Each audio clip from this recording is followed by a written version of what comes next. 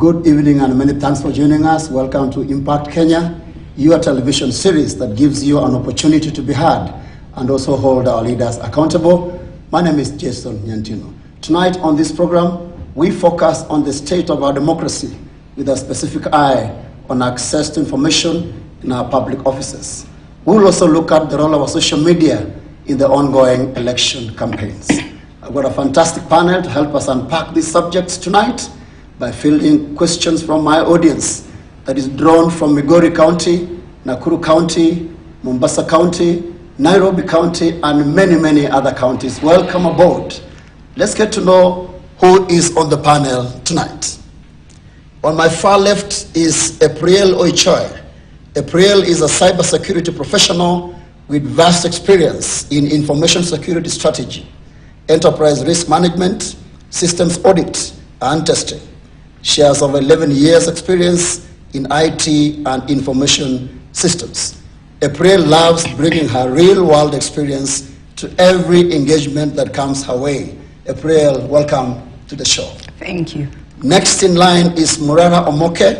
Murara is an advocate of the High Court of Kenya. He is the founder and managing partner of Murara Omoke Advocates. Murara's areas of experience is litigation and dispute resolution, and currently is practicing law as a dispute resolution and litigation attorney. Murara, welcome to the show. Thank you. Last but not least, Winnie Wanjala. Winnie is the field director, Inform Action Limited, Western Kenya region. Inform Action is a grassroots-based organization that uses film to create change in communities. Winnie is passionate about empowering ordinary citizens to demand for their rights. Let's put our hands together for our panel tonight.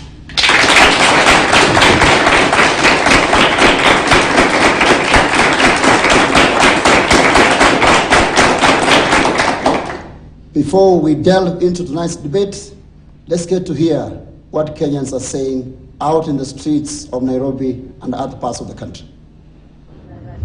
Hizo information katika hizo ofisi za ofisi, kwa mfano kama hizo tenda na nini, kwa kweli kunaga uwazi. Information ifiki vizuri kwa ground. Sababu example ni kazi mtaani, unapata kuna watu wametumiwa message, sasa tumetoka huko kumwani mzima watu 8 ndio wametumiwa message au wengine hawajatumiwa. So unaona information ifiki vizuri kwa ground. Ukiona kama huko hakuna stima, hata TV yenyewe utaiona saa ngapi na hakuna stima. Radio utasikia. Kila kitu ni stima na huko hakuna. So wangetafuta platform ili wawe kwa mfano kuna social media, kuna magazeti. Tunajua kwa sababu hata kama hizi ofisi zipo, hatujui ni ofisi zinadeal na nini. Information tunaweza pata hapa ni wakati chief ndiye anatupatia information. Sema kama kuna mkutano, chief unapata wameweka posters huko, kuna kitu fulani inafanyika siku fulani, kama tuseme kwa mfano kazi mtaani. Chief unapata chief ametuma watu, ndio sisi tunapata nafasi ya kuaccess hiyo information. Many thanks for those views. Our first question of the evening is from John Owedi. John is from Nairobi County. Yes, my name is John, and my question is, as a human rights activists, as we work in counties, we get really difficult time getting information from county departments because of several red tapes, administrative actions set by the governors or some of those county officials. So my question to us is, how do we as CSOs or as NGOs working in grassroots or county level bypass these red tapes or administrative actions to access information freely? Thanks, John. Winnie, I think you work in the civil society. Yes. This challenge of access to information in our counties and other government offices, what's your take? Sadly, I concur. Access to information, especially at the grassroots level, is a very big challenge. And as a human rights defender, definitely that hinders your work because your core mandate is to protect, safeguard, and promote fundamental rights and freedoms that can only be realized once you are able to access some of this information. One of the initiatives that is in place is the Commission of Administrative Justice, where you have hit so many roadblocks in terms of, we know there are gatekeepers in these government offices who do not want you to access information because they don't want you to oversight them. They don't want to be accountable, they don't want to be transparent. Commission of Administrative Justice is a very important office that can assist you to get this information that you need. Just visit, they are in all counties. If you visit them, they'll be able to help you to write to the departments at the county level, and you'll be able to access this information. We have tried it, and it has worked. Yeah. So looks like it's a big challenge because we've seen complaints, and there's a research here. I think it was done by Article 19, Eastern Africa Office, where they found out that much as there is the right to access information, we have a law to that effect. We'll be talking about it shortly. Execution has been slow, and there are allegations of opaqueness and a culture of secrecy in our counties. For instance, despite multiple information requests, the government has continuously failed to disclose information. So, Bwana Wakili, we have a law on access to information which I know was signed by the president in 2016 thereabouts. Why do we still have a challenge accessing information in our government offices? I would say on the first level is the understanding of that particular law. So the foundation of that law is the Constitution itself, and under Article 35, where you have a right of access to information held by the state or by any other person, as long as that information is required to protect a right or a fundamental freedom.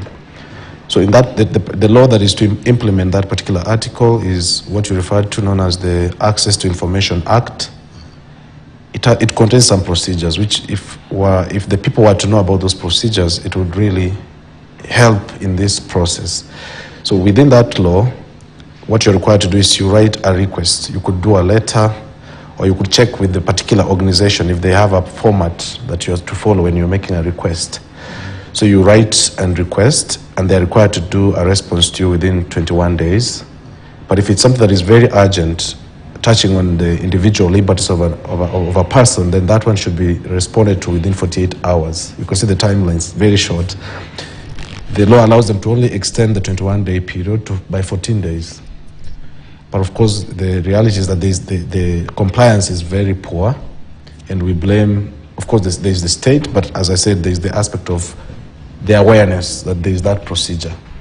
So once we deal with those particular, we make sure there's civic education on that law, that would help the people. But of course, on the part of the state, they should comply. Personally, I've ever made a request to the Judicial Service Commission that was touching on the recruitment of the Chief Justice. The last time when they had the interviews, did you get the information? I've never received a response. Yet, as we know, this being the judiciary is one of the entities that is actually expected to enforce those rights. Okay. So for them not to comply, it's a big problem. I'm curious to know from John. John has said they have tried as civil society, members of the public. John, do you follow the procedure that Wakili has told us tonight? We actually even work with the Commission on Administration of Justice, and I think one of the challenges that was also highlighted last year was the lack of regulations. We have the Act, but then we don't have the regulations. So 2021, what was happening, we actually worked with the Office of the Ombudsman to try and we have the draft regulations that we are trying to actually sensitize, using them to sensitize the public, but they're still in draft forms. They've not been adopted. So that is also one of the hurdles, because the regulations are supposed to actually clarify some of the gray areas and enable the government to actually follow those specific rules. Yeah. Okay, thank you, John. Now, April, have you ever had an experience of experiencing road bumps when you're looking for information from offices? Yes, definitely. Being an entrepreneur, sometimes you have to go to government offices particularly. I like what the first person, the Mwananchi, said in the video that you showed us. Access to public information sometimes, especially when you're dealing with tenders and all these things, can be quite difficult. And we know that we have the Public Procurement Oversight Authority that is supposed to, lay down some of the ground rules on how these things should happen. But yes, personally, and as a person who runs an organization, I have experienced some serious roadblocks just trying to get information, even just on the regular tenders, I know there are government portals where you can get this information, but it's not comprehensive, it's not complete. I don't know how often these portals are checked for accuracy and for currency, and that's another thing that is an issue. So I don't know whether the problem is digitization. We are in the process, I know like Ministry of Lands, for example, is in the process of digitizing. I don't know whether they finished, but I know that was there at some point. So the problem could be on the process itself, or the problem could be on what you said. We have people who just do not want you to get access to information. Very interesting, talking about tenders. This is what the president said in 2018. President Uhuru Kenyatta issued an executive order directing all public institutions to fully disclose and publish public procurement information. So I'm actually at a loss if this is happening, and probably there's a success story. It may not be all that gloom. Listen to this. This order strengthened the right of access to information in the country, but it's only Makueni County. Let me say, rather, it was the first county to set up an open contracting portal using open data. So we have a few counties probably who are complying. But I have a challenge. I'm coming to you, Winnie, as we finish this first part of the show. Civil society, what are you guys doing? Because have you checked the portals? Have you seen the information there? And you are from Informed Action. Are you informing us to act? Yeah, thank you for that question. There's a study that was done by IBP looking at just the websites of the counties in terms of budget. Who put budget information. The counties were not doing well. I think it was Nyeri that came up the best. But there's a challenge. They do not update. They do not put information, whether it is by default or by design. But those websites, county websites, are not active. There is no information that you would get there. If you were to get a budget there, you would get for the previous years, but not the current year. So there's a challenge to that in terms of them operationalizing their websites, and also they have Facebook pages, but they do not post substantive information in those. Yes, I agree with you. Yeah. Listen to this. There was a survey, I think that's what you're talking about, or maybe a similar one. The County Budget Transparency Survey 2021 reveals that only 9 out of 47 counties provided more than half of the information required for comprehensiveness. So you see, it is less than 10% in terms of compliance. Wakili, should we be worried about this trend? Definitely, especially because the new constitution gives us the power, gives the power to the people that they have a right to participate in the public affairs of our country. We need accountability, we need transparency, and those ones have been ingrained in the constitution and at Article 10 as national values and principles. So that's not happening the way it should be. It's a major failure, and we should not entertain it as a people. All right, thanks for that. Impact Kenya is taking our first break tonight. Don't go away. We'll be right back.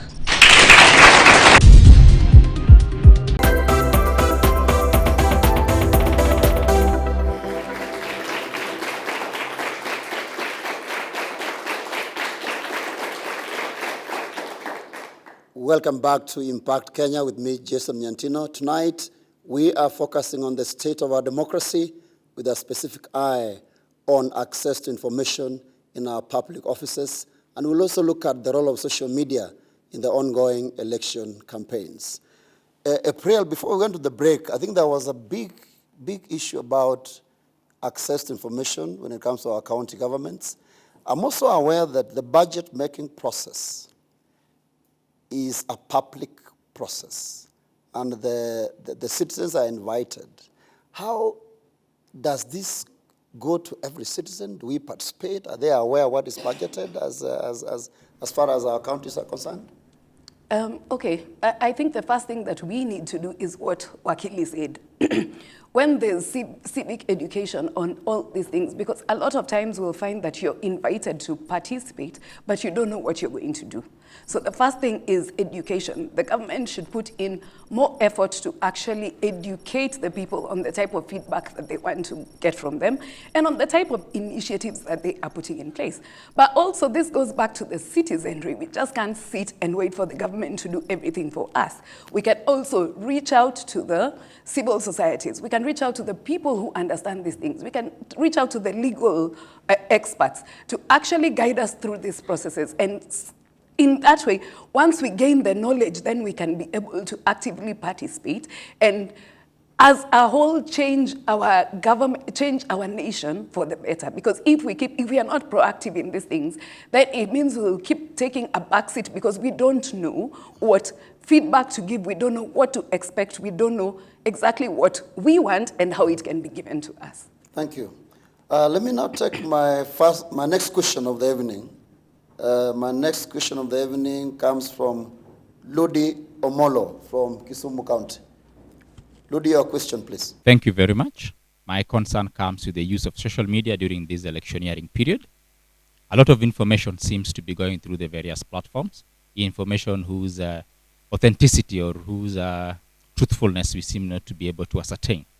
So my question comes to be that what does these social media platforms, the Twitter, the Facebook, the TikTok, what role are they playing to mitigate the spread of misinformation and disinformation? Thanks a lot, Ludi. April, this is your area, so I'll start with you. Then Wakili will come in to give our legal perspective, and then Winnie can give her thoughts as well.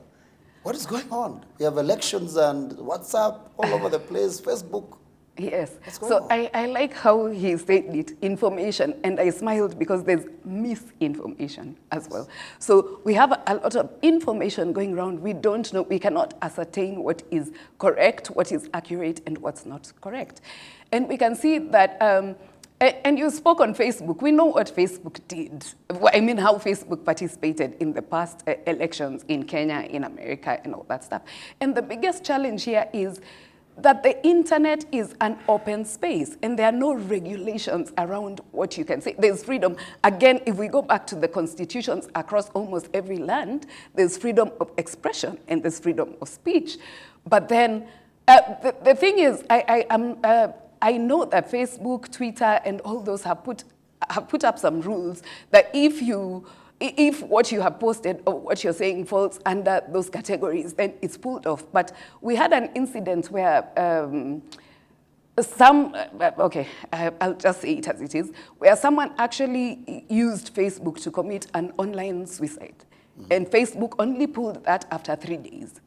You see, so a lot of misinformation will go around, but even the platforms themselves do not have that kind of visibility where they can take it off like almost immediately.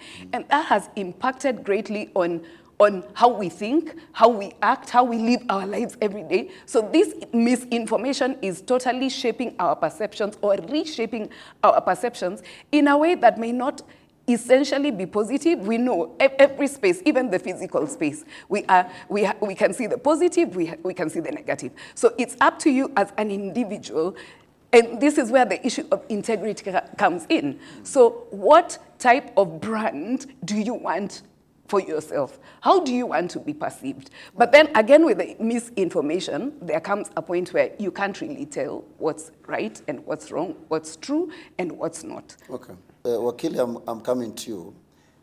Are we, these people who are spreading hate speech on social media, we have elections. I even saw the other day the National Cohesion and Integration Commission is complaining. Everybody's complaining.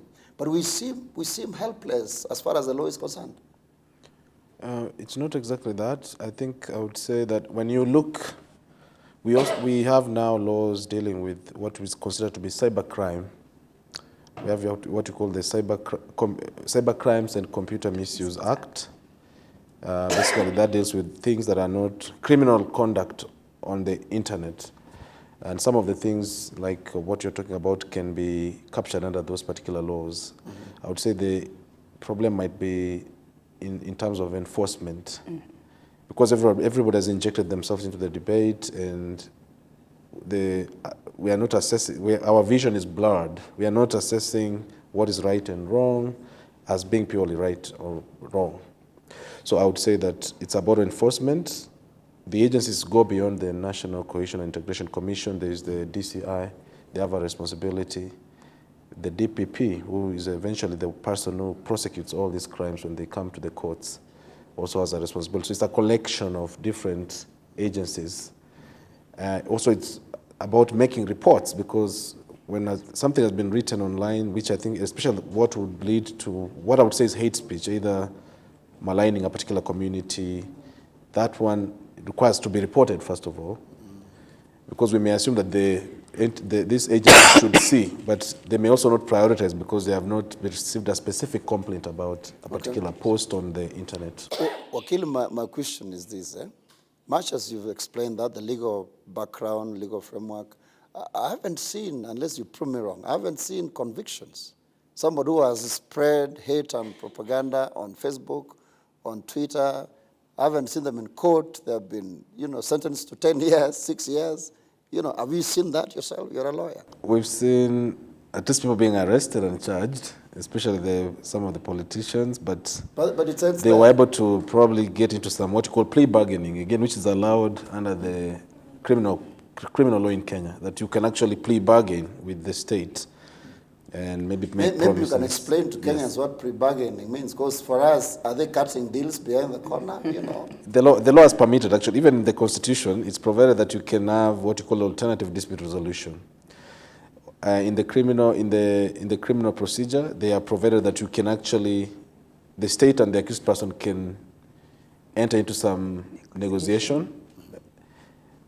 So there is that. There is lack of clarity again on what is the standard that is applied in different crimes, but that is happening, and that's why we've seen a lot of politicians who are able to walk free because they entered into those negotiations with the complainants. For instance, the National Cohesion and Integration Commission. They made some promises that they would change and become very responsible citizens, and they were able to get off the hook. I have a problem with what you're explaining, Wakili, because that means I can spread propaganda, I can spread hate speech, then I can pre-bargain with the state, and I'm out here. So, what deterrent is there, legally speaking, or we need to change the law, probably? I would say for me, enforcement should be more forceful. Okay. Yeah. Now, Winnie, there's something here that Kenyans are online. I can tell you millions. According to social media statistics for Kenya in 2022, that's by January this year, there were over 11.8 million social media users in Kenya. And that is, those ones who are probably documented. According to a report by Global Social Media Statistics, social media users in Kenya increased by 750,000. So, and the numbers are going high. Should we fear? Because what we are seeing, as elections, campaigns are going on, is very scary. Yeah. I'm sure you've experienced this. Yeah, I have. In fact, for the women aspirants, they have taken a back seat. We've kept on complaining there are no women aspirants. But when you visit IBC offices, there are so many women who are vying for these positions, but they have taken a back seat. The few that we've talked to cite cyberbullying. They're saying they're not being bullied physically, but cyberbullying, a lot of stuff is put out there. And they say women are emotional beings. Huh? So when you think of family, you decide to take a back seat. Nonetheless, like April said, I think the use of social media is a moral issue. As a keyboard warrior, unfortunately, there are so many people, one person with so many aliases as a keyboard warrior, who can write anything they want on social media about anyone. But it is actually a moral issue. Where there is no regulation, it is up to you to determine what is my moral standing. I think that is the best we can do. All right, I think we will moralize, but we need a law. I'll take my next question of the evening from Newton Ingui. Newton is from Nairobi County. Thank you so much for this opportunity. So my question is, our society today, you will consider that social media is greatly occupied by the youth. So you find that the content of the youth that are being shared on this social media, for example, on Facebook, you find that the content is so irrelevant and irresponsible. As the body in charge, how are you trying to regulate such kind of information to make sure that it is the correct kind of information or correct kind of pictures that are being uploaded on those social medias? Thank you. Thanks, Newton. April, very worrying. Young people, you know what they are posting online? Yes. Is it relevant? I mean, what is the solution? The solution is, it comes back to morality. Again, we'll just have to go back there. Because, I mean, if we look at global statistics, in the world currently we are slightly over 7.5 billion people. And the number of people on the cyberspace are 5 billion. That's more than half. So we can see how our threat landscape looks like. And, you know, and most of these people are young people who are impressionable. Most of them are at young ages, from, say, between the age of 12 to between the age of 12 to 29. And most of these people are actually accessing this. In fact, there's an image I like looking at on Google, the 7 deadly sins of social media. And let me tell you, we are living in a vacuum and we are living in a lie. Most people are living in utopia, a world that does not exist. And why is this? There's so much pressure on let me not just say young people, on everyone in the world right now. If you go to Facebook, WhatsApp, there are so many, society has broken down to a level where families are broken down. People are not honest and open enough anymore. We have so many different digital identities, and we have so many pseudos on the cyberspace. And because in the cyberspace, it doesn't bring out you as you really are, people can do very many different things, as my colleague here said. So this boils down to a moral issue, and this has to start in the home. I'm sorry, churches are not doing much here. Because if, as a parent, you buy for your child a cell phone at 12, you need to understand and you need to monitor what your child is doing on that cell phone. And there are tools that can actually help parents to actually see what their children are accessing. All right, looks like nonetheless we need more pastors and preachers. Now, Wakili, this is a challenge. I mean, I'm really worried about the legal perspective. Marja was talking about the family. Like somebody, she talked about who committed suicide virtually. You know, can you imagine committing suicide virtually? How do we get this person? How can they be charged? So that as an example to the others, legally speaking. I would say Jason, there are no easy answers. The questions are quite difficult when you think about it.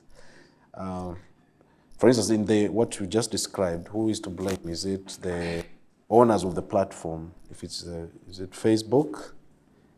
Are we gonna go after Mark Zuckerberg, who is in the United States, where he's very powerful there? I think it would need a lot of efforts being put together on the part of the state. How can we hold these organizations accountable?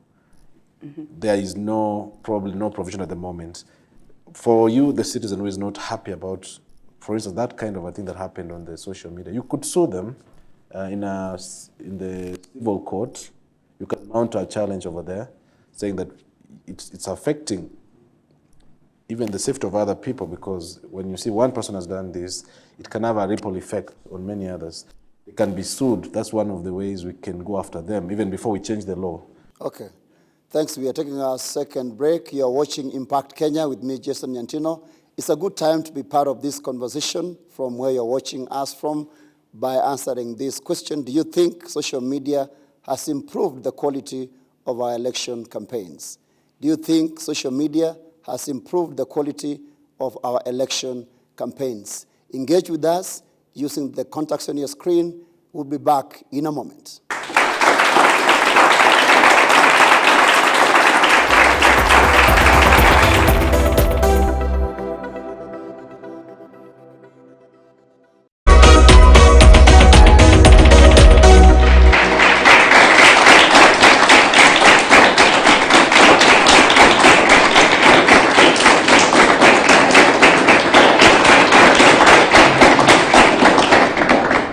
Welcome back to Impact Kenya with me, Jason Nyantino. Tonight, we are focusing on the role of social media in the ongoing election campaigns. Winnie, just before we take our next question of the evening, there's a lot of politicians have basically taken over that space, and it's a new, platform for campaign. And there's a lot of misinformation and disinformation. Misinformation, by the way, is when you spread something that is wrong unknowingly. Disinformation in when you actually do it knowingly. Voters are out there. We are voting in August. What do you have to tell them, Winnie? We need to change our voting patterns. Let us vote based on issues. Let us vote based on how well do we know these people. We are talking about information. If you want to get information about somebody, there's now also a lot of information about these people who are vying for leadership positions within our areas. Let us not rely on the photos. Someone goes and does something in the village, snaps a photo and shares it. Let's change our voting patterns. Let's look at issues. Let us look at these people. How well do we know them? All right, thanks for that. I'll take my next question from Jesse Julius. Jesse is from Kakamega County. Are we able to create awareness to the youth, fellow youth who are living in rural areas, on how effective they can use their social media handles? And now that we've had a cyber crime and cyber bullying issues at rise. And another one, how are we able to educate these fellow youth on how they can commercialize their social media handles in a way that they can make a source of income from the same, because we've seen technology taking the lead? Thank you, Jesse. Those are two questions in one. We'll start with the cyber crime. Then we'll finish up with the positive one. How can young people use internet more responsibly? I think, April, recently you saw there was an allegation. Young people were murdered. Their bodies were found, in some, I think, Kijabe forest. And the allegation was they were involved in this cyber crime. What do you tell our young people in terms of being responsible on social media? The first thing I always say when I'm talking to young people is the internet does not forget. So whatever it is that you post there, if anyone wants to retrieve that information 5 years later, they will retrieve it.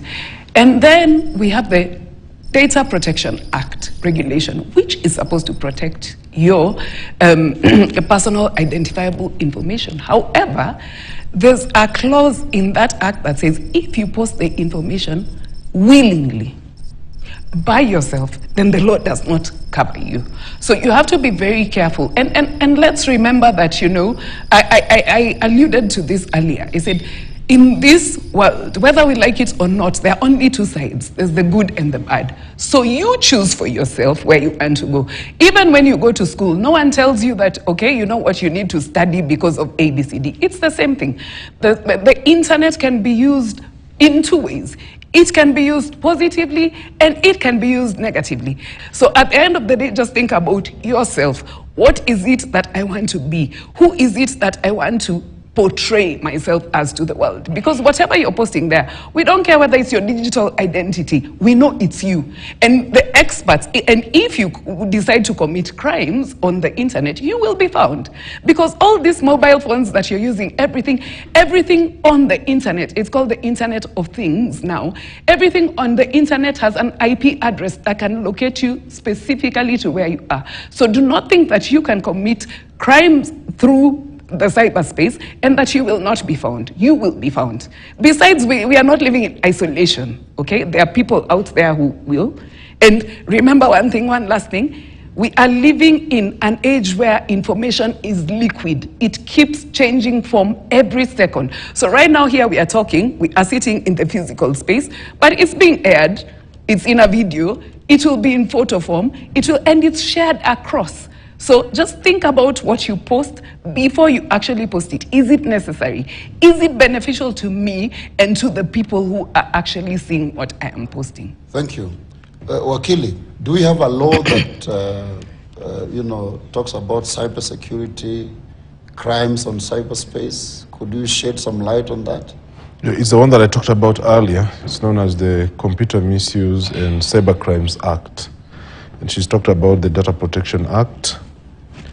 Those are the the newest pieces of legislation that have been passed by our parliament, they have made an attempt to cover some of the common violations that we see online, like phishing. We have some of the things they call like cyber squatting.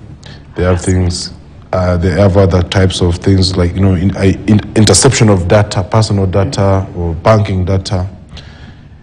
The common things you could think about, but given that this is a space that is, as she said, fluid, that is changing all the time, the law has to be, the lawmakers have to work very hard to keep capturing the new violations that will come up, even as we use the internet every day.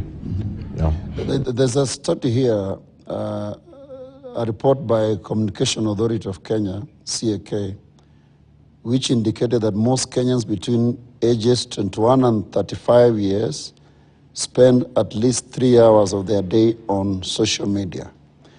Then there is a related position that parents have raised concerns about the dangers these has posed and the difficult task of controlling what the children access online. That's what April was saying earlier. Winnie, I'm coming to you. The young generation has bowed to pressure, and this has resulted in lifestyle faking. Mm-hmm. I think there's that mantra that fake it until you make it. They're doing it so well on social media, isn't it? So this has brought depression. Winnie, where are we as a society? So it starts at that lower level, and now we are bringing up the tech-savvy children. They are able to do so many things on their phones that they are actually better than us. Yeah, they go to sites that even you would never think of accessing as an adult. So we cannot police everyone. Like April said, there are like 5 billion people on using internet. You cannot police 5 billion people. This is a personal thing. It is just a personal thing. That is my belief. It's very worrying. But now, as we come to the close of the show, I want to just know from April and maybe the rest of the panel, are there success stories? Of course, there are success stories, because look at what has happened since COVID came. People have realized the power of the internet in education. That's one success story. Number two, we have success stories when it comes to the medical field. We now have people who can access doctors through the internet, people who cannot even be able to travel to wherever, So people can doctors can actually treat patients from across the world, from wherever they are. So the internet is a good thing. It was created to be a good thing. And we know the goodness of the internet. The difference is we need to know, it reminds me, I'm a Christian, so sometimes I go back to the Bible. It reminds me when God said in Genesis, "You shall eat of every tree of the garden except this one." But what do? That's one thing that we have been told not to touch is what naturally, as human beings, sometimes that's what we want to do. So it's up to us again, back to what do you want your child to look like? Even teachers in school. I think this also comes down to teachers need to be educated on the cyberspace and the impacts of the cyberspace on the youth. And that's a conversation that the government actually needs to take very seriously when it comes, because these things are starting from the time our children are young now. We are in a generation where it's just millennials. Millennials don't want to do, not in a bad way, but millennials have become they're very minimalistic. They don't want to go, the full way. And as human beings, we like taking shortcuts. We like, our heuristics and biases do not allow us to go the full stretch sometimes when we want to. All right, Wakili, there are many young lawyers in this country, like yourself and many others. I'm aware that nowadays you do litigation from the comfort of your laptop. Yeah, so that's... Could you just shed more light, because that is really interesting. So, coming down to what is happening to the judiciary, following just before the COVID actually started ravaging our nation, the former CJ, David Mara, was already in the process of trying to digitize the judiciary. So they set up what you call the e-filing judiciary, e-filing portal, where we file our cases electronically, and they made rules to allow us to send documents to opponents electronically on email, on WhatsApp. Instead of the previous, you have to print out many copies of documents and move around office to office, home to home, supplying the documents. How is it working? So now it came to the courts. Yes. The Americans made it for us. We haven't been innovating, but they did. We have the Microsoft Teams that is being used by our judiciary. We have the Google Meet, and we also have Zoom. So those sessions, we join the court sessions. Even the judges, the magistrates, can actually conduct the sessions from their homes or from a different location from where they are working. And it's making the speed of determining cases much faster. We are hearing cases quickly. We're even hearing cases of people that are not within the country. I have a witness who's living in America, and they can participate in a case here in Kenya, saving them thousands of shillings, flying in and out to attend our case. Maybe they go to and the case doesn't take off. So it's really working very well. It's something that I would say should continue in every station in our country. All right, so that means even as far as our professions are concerned, other aspects of life, social media, internet, very, very positive. And it can be used responsibly, which is the message you want to send out to young people out there. That is your space, use it responsibly. Now, as we finish the show, Winnie, I want to give you an opportunity, all of you, beginning with Winnie, to give your final remarks, especially as we go into elections and this whole thing of hate speech on social media. What do you advise Kenyans? Social media presents a very good opportunity for us to present our issues. We have seen like the high cost of living is across the globe. What is our voice as a country in terms of airing out our issues? So social media provides us an opportunity to plug in grassroots issues at the national level, at the global level. These days, the world is a global village. I think it is a good opportunity. We need to take it up. We need to use it responsibly so that we can be able to create change for where we are, the spaces that we occupy. Thank you. Yeah. Wakili, closing remarks? I would say that the internet, much as we've talked about some of the bad things, there are the good things that we are able to network across the world. Politically speaking, I would say in Kenya, I don't think that elections are won on the social media. So for the politicians, they have to really still brainstorm the nation and campaign, do the rallies, door-to-door campaigns. I think that's what works, because there's a huge section of those who are using the social media that are probably not even voting. So they have to reach the voters, and the way to do it is the traditional way, to campaign. Thank you. April? The internet is definitely one of the best things that happened to us, because it has given us access to information that we would not have had unless we had to travel somewhere. And as young people, I would advise that you take advantage of the positive information that is on the internet to build yourself. On the aspect of the elections, again, I will say this, the internet does not forget. If someone wants to pull up something that you tweeted 5 years ago, they will pull it up. And guess what? Employers are actually using social media to try and discover the type of person that you are. So be careful. Think before you post. Is it necessary? Is it beneficial to me? And is it beneficial to the people who are seeing? Thank you, and that's where the curtain falls for this week's edition of Impact Kenya with me, Jason Nyantino. I thank my panel and my audience for the fantastic debate, and to all of you at home for watching.